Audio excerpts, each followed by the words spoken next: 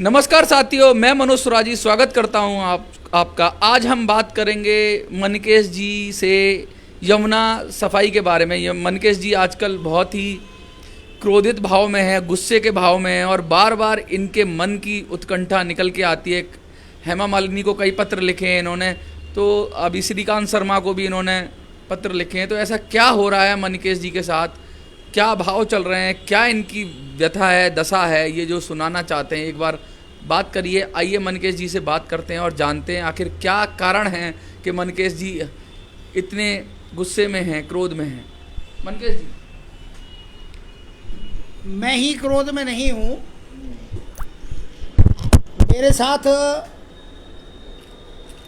ब्रज के जो यमुना भक्त हैं, यमुना पुत्र हैं या पर्यावरण प्रेमी हैं, वो सभी दुखी हैं, बहुत परेशान हैं।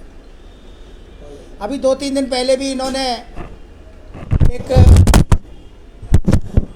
वो किया था, इन्होंने सारे अधिकारियों को मिलके और एक मीटिंग बुलाई थी और इन्होंने कहा था कि हमारे उत्तर प्रदेश सरकार की प्रथम प्राथमिकता में है यमुना जी।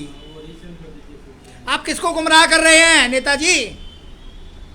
आप उन ब्रजवासियों को जो तुम्हारे ही घर के हैं, जो तुम्हारे ही जनपद के हैं, आप उनको गुमराह कर रहे हैं। अगर सरकार की प्रथम प्राथमिकता होती है किसी कार्य के लिए, तो वो 4 साल के बाद, 4.25 साल के बाद उनको होश नहीं आता, उससे पहले भी वो काम करते हैं। और जैसा कि आज मैंने आपको लेटर द्वारा आगाह किया है कि आपने अपने ऊर्जा विभाग की जो अनियमितताएं पैदा की हैं, उत्पन्न की हैं, उसको आप उत्पन्न करने के बावजूद भी उसको आप शांत नहीं बैठे और अन्य विभागों में कभी राशन विभाग पे आ गए, वहाँ बोल दिए कुछ भी, कभी शिक्षा विभाग पे आ गए, वहाँ बोल दिए कुछ भी, कभी नगर निगम में हस्तक्षेप कर दिया, कभी मथुरा शहर के सौंदर्यीकरण पे आप गड़गड़ाने लगे कि यहाँ ये होगा, वहाँ हो गया, तीर्थ विकास परिषद के मामले में आप हस्तक्षेप करने लगे।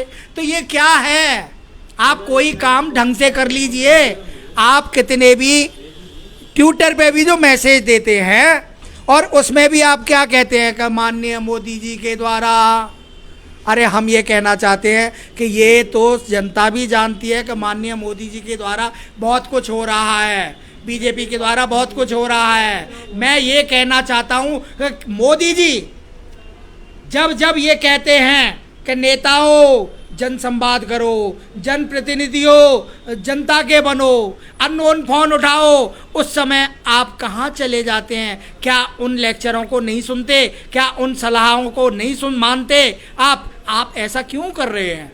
आपसे जब कोई काम अगर नहीं हो रहा है तो भैया इस ग्राफ को नीचे मत गिरने दो। आज पूरे ब्रज मंडल में ब्रजवासी रोष हैं, बंदरों को लेके, यमुना जी को लेके और बिजली की समस्याओं को लेके। 10-10 घंटे बिजली नहीं आ रही है, 30-30 घंटे बिजली नहीं आ रही है।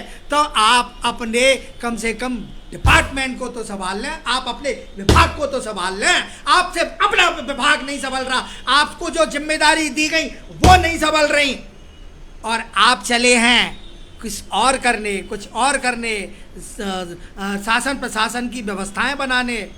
मेरा आपसे हाथ जोड़ के निवेदन है कि आप कृपया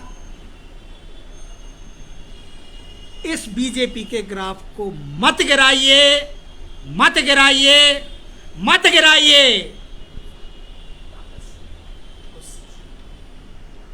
और मेरी आपसे निवेदन यही है कि आप प्लीज इसको, जो आपको जिम्मेदारी मिली है, उनको आप कृपया करके छोड़ दीजिए। क्यों? और अगर नहीं छोड़ते हैं तो जैसे अभी तो हमने केवल बैनर लगाए थे कि झूठे नेता, झूठे अपराधी किस्म के जो कसम खा के जाते हैं, झूठी माँ यमुना की। मुझे आप एक बात का जवाब दे दो कि इस देश में किसी नेता की, किसी अधिकारी की, किसी क्रिमिनल की, बाहुबली की धनबली की, बाहुबली की, किसी की बहन, बेटी, मां, बहू को कोई छेड़ नहीं सकता, कोई उसके वास्तविक स्वरूप को बिगाड़ नहीं सकता। आज हमारी मां यमुना, जो सूर्य की पुत्री हैं,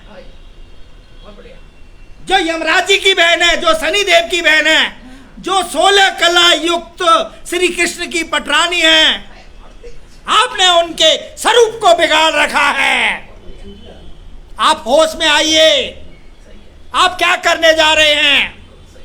मथुरा की जनता अब इतनी बेवकूफ नहीं रही।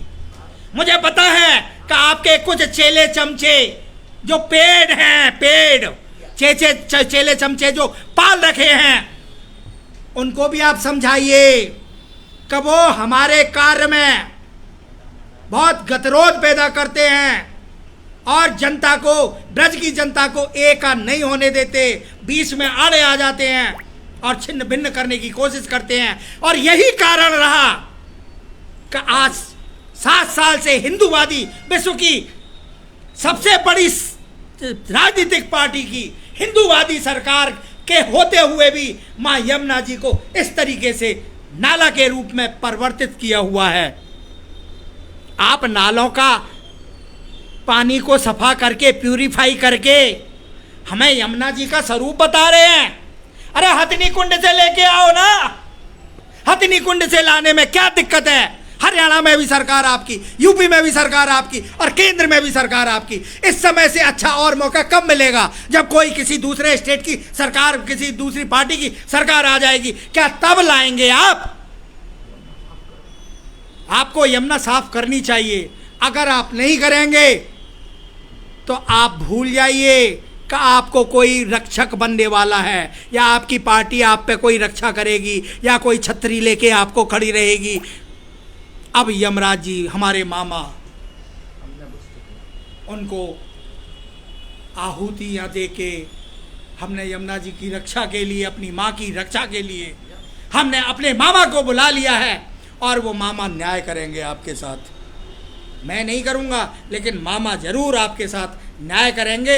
आप कम से कम होश में आ जाइए, होश में। मैं हाथ जोड़ के फिर विनती कर रहा हूँ, आप मथुरा के हैं, मथुरा के लिए सोचिए। अगर आप मथुरा के लिए नहीं सोचेंगे तो कहीं के नहीं रहेंगे और कोई बचाने वाला आपको पैदा नहीं रहेगा। बोलिए मैया की जय।